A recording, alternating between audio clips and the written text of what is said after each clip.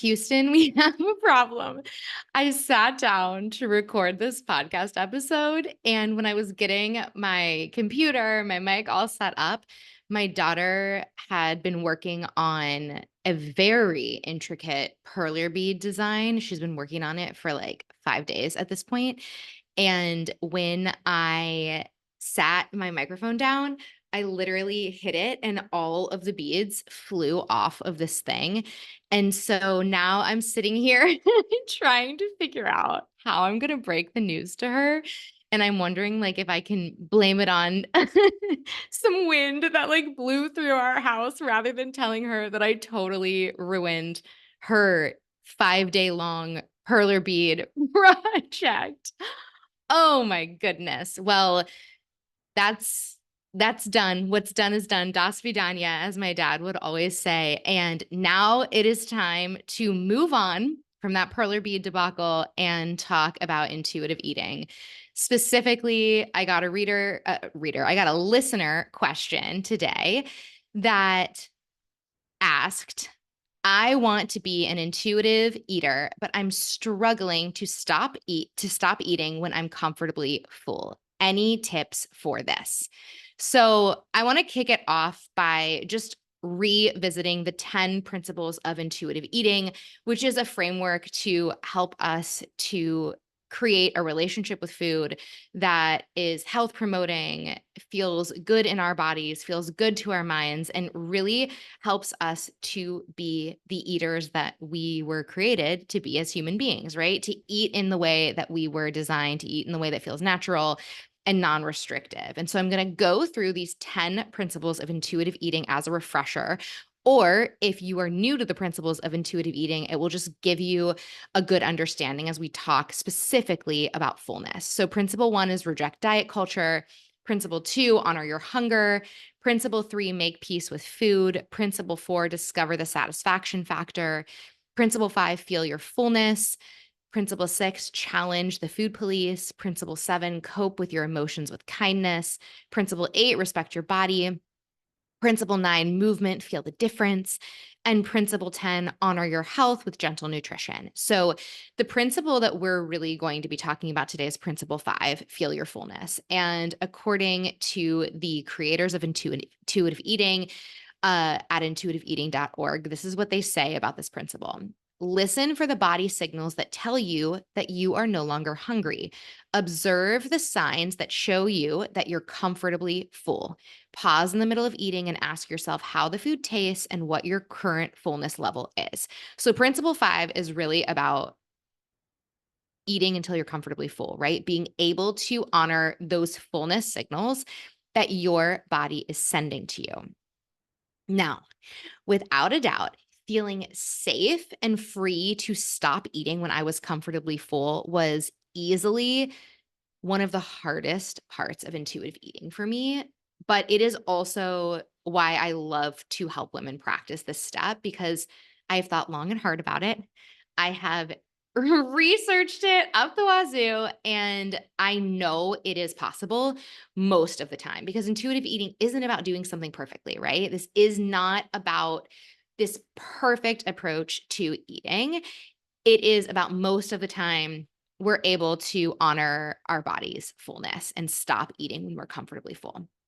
Today, I want to share with you some questions that this listener can ask herself, but also if you're someone who is struggling to stop eating when you're comfortably full, that you can ask yourself if you are struggling to stop eating when you're comfortably full. And these questions are going to help you to identify what might be making it tough for you personally. And it's also going to give you an opportunity to work on the personal reason why it is a challenge for you, right? Because there are many different reasons why it can be hard for us to feel safe to stop eating when we're comfortably full, or where it can be hard for us to feel freedom to honor our body in this way. So, the first question that I want to encourage you to ask yourself is, am I eating when I'm comfortably not ravenously hungry on a regular basis? If you are not regularly honoring your hunger, it is so challenging to stop eating when you are full. And this is for a few reasons. First, because when you're ravenous, your biological need to survive, famine kicks in, right? It's a normal, natural, built in survival mechanism to eat as much as you can, as quickly as you can when you get to that place. Typically, your blood sugar is out of whack as well, right? Eating regularly when you are comfortably hungry on a consistent basis majorly helps with this. And I just want to say, because diet culture is so prevalent in our society, we're constantly being told that it is a benefit, it's a positive if you can eat less, right? So we hear a lot about eating less, waiting a little longer until you eat, having longer windows between when you eat. And so there's this big push that so many of us have internalized to eat less often. And so we oftentimes don't recognize that the reason why it's hard for us to stop eating when we're comfortably full is because we're not honoring our hunger first. And so this is such an important piece of the puzzle.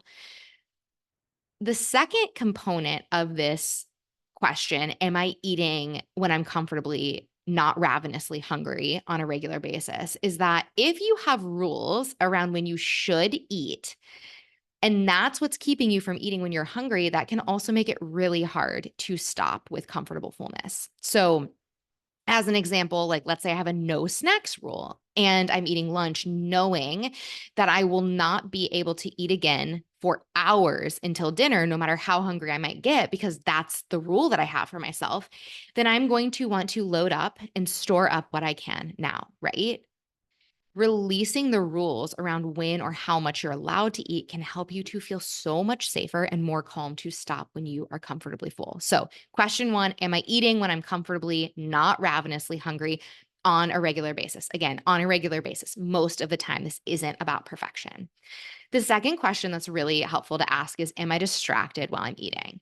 If you are eating in a distracted state, like on your phone, computer, in front of the TV, maybe even while you're driving on a really regular basis, and you are struggling to stop eating when you're comfortably full, this can keep you from tuning into the cues your body is sending you that is saying like, hey, I'm comfortably full or I'm full. Sometimes if this is a challenge for us and we're missing those cues and we're super distracted when we're eating, removing or reducing those distractions can just help us to hear our body sooner, right? So I always say intuitive eating has to work with your real life.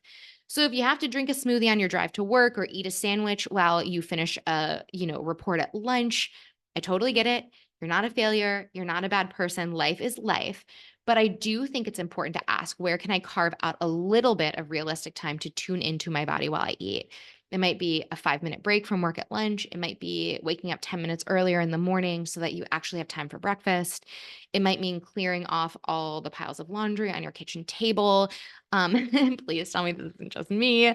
Obviously, you already heard that my table's currently covered in Legos and perler beads. So I am hoping I'm not alone there. But to make your table feel more inviting for dinner time, these kinds of things. What small amount of presence can you commit to in your eating, even starting with a few minutes or a single meal a day is really powerful. And this gives your body the opportunity to properly digest your food, which means absorbing nutrients and sending signals to your brain to release the hormone leptin, the fullness hormone that lets you know you've gotten the food you need. And it means you'll be present enough to hear that message. So if this is something that you struggle with, asking yourself, am I distracted while I'm eating on a regular basis? The third question that can be really helpful is, am I practicing unconditional permission to eat? So we're going to get back to that, the rules around food that we talked about in the beginning. Until you have made peace with food, so let go of the food rules, the labeling food, and feeling like your morality tied to food in terms of good and bad, it can be really hard to stop when you are full. So if you're actively restricting either the amount of food you're eating or the kinds of food that you're eating, a few things can happen. First, feeling deprived makes us want to eat more. If the food is in front of you and It is the only food that you're allowed to have. It's really hard not to eat it all. When I was super restrictive with food, when I was calorie counting, when I had all of these food rules about what was good and bad and what I was allowed to eat, I cleaned my plate every single time. I did not want to waste a single morsel of food that I was quote unquote allowed to have.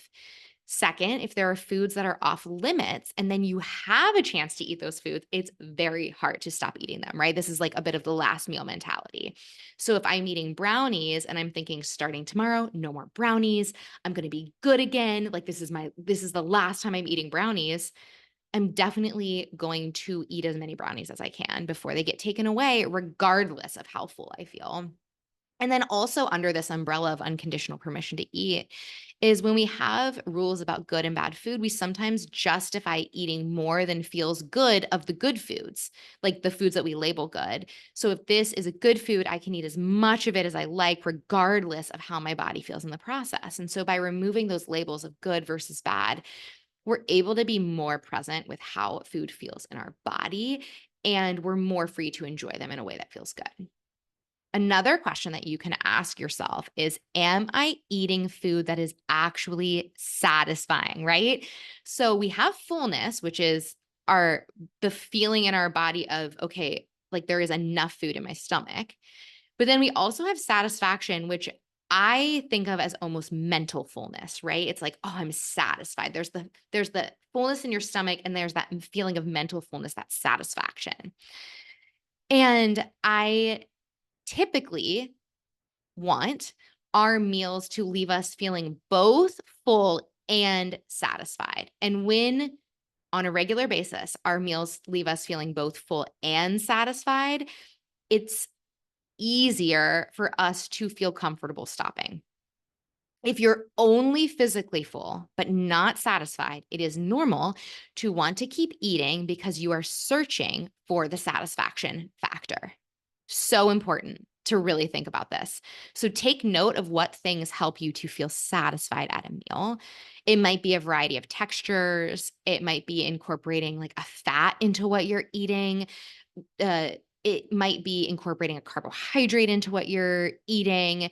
It might be, taking a moment before you start to eat to see if you're craving something sweet or savory or both, honoring that, right? So I know plenty of people who cannot feel satisfied at a meal without having like a little something sweet at the end. Get curious about what your preferences are, what makes a meal or snack feel satisfying, and start to honor those more regularly. Notice how it shifts the eating experience for you. Another great question is, am I comparing my food choices to others? If you are spending time comparing your food choices to others and trying to choose based on what you see these other people doing, it can make it so much harder to honor what your body needs. So, whether it's hunger, fullness, resting, you name it, right? If I'm making the decisions for my body based on what I see someone else doing, it's disconnecting me from my body's cues. So, you've probably heard me say it before. You will hear me say it a million times.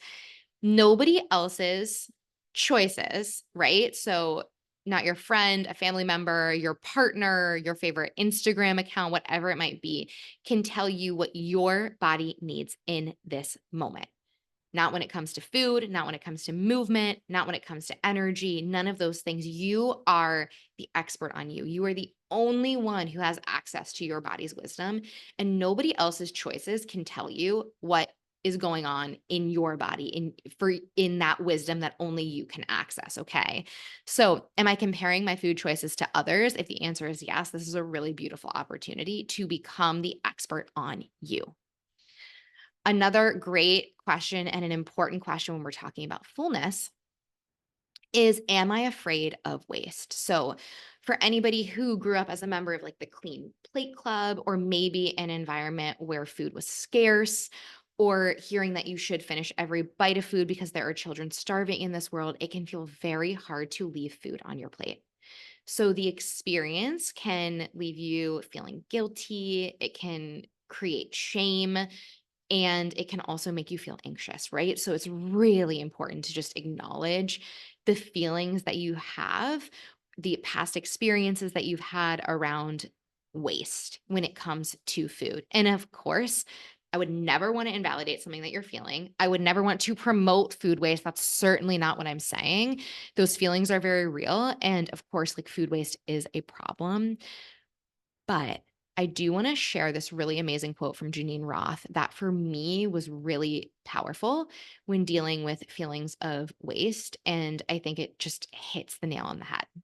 Janine Roth writes, and if you worry that not finishing the food on your plate is a slap in the face of all the hungry people everywhere, you are not living in reality. The truth is that you either throw the food out or you throw it in.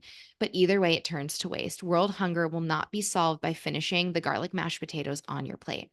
So, this is from her book, Woman, Food, and God, An Unexpected Path to Almost Everything. And I think this is really, really important to remember. If being part of a change in access to food or food scarcity, world, or even local hunger is something that is on your heart, that is incredible. And I really want to encourage you to find ways to make a difference at either a local or global level in the community, right? In your local community, in the global community.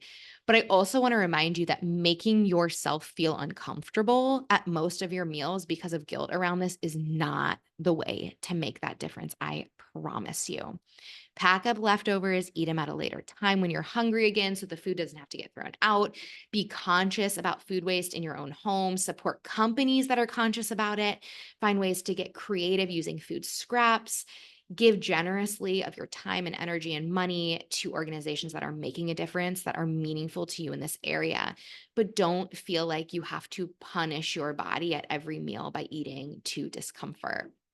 These are all things that you can do to make an impact ways that you can honor this value of yours without eating to that place of discomfort. So, to recap these questions that I think would be really helpful for you to reflect on. Am I eating when I'm comfortably, not ravenously hungry on a regular basis?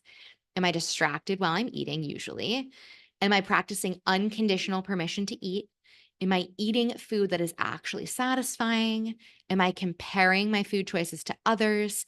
Am I afraid of waste? So, reflecting on those questions. And then there's a really great practice that you can try if you're someone who loves to do a journaling practice, loves to self reflect. You can create two columns, one on the left, one on the right of a piece of paper.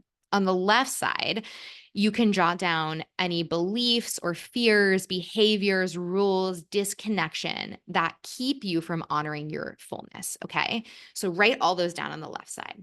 Then on the right side, you can write down a practice to help you build trust with your body specific to that belief or fear or behavior, story, rule, disconnection, whatever it might be. So let me walk you through a couple examples of what this might look like. Left side, I come home ravenous from work and I shove food quickly in my mouth while I stand in front of the fridge most nights. I end up uncomfortably full most nights, right?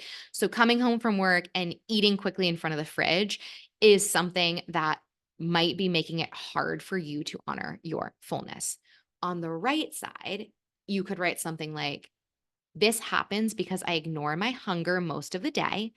So I'm going to practice eating regularly throughout the day, including a later afternoon snack and maybe even an appetizer while I cook dinner, right? So we're really clear on what the challenge is. And then we're really specific on what does it look like to do something differently that would support this specific challenge. Another example, left side, I always clean my plate when I'm out to dinner, and often it makes me feel almost sick to my stomach. Right side, this happens because I rarely let myself eat fun foods unless I'm out to dinner. When I get the chance to eat things like pasta or pizza, it's so hard to stop. I want to eat it all. I'm going to work on incorporating these foods into my regular daily life and remind myself when I'm out to eat that I can and do have these foods regularly. No need to eat them all in this moment. I'll even let myself take home leftovers, enjoy it at a later time. And I want to give one more example here just to help you to start to get the wheels turning around your own personal experiences. Left side, I have a habit of finishing all the food on my plate. It's a habit left over from my calorie counting days. It's a scary habit to break. and feels hard to stop. Right side, I honor my feelings that this is scary and hard. I'm allowed to feel these things and know that this is a tough thing for so many people too. I'm not alone, right? So, this is compassion here.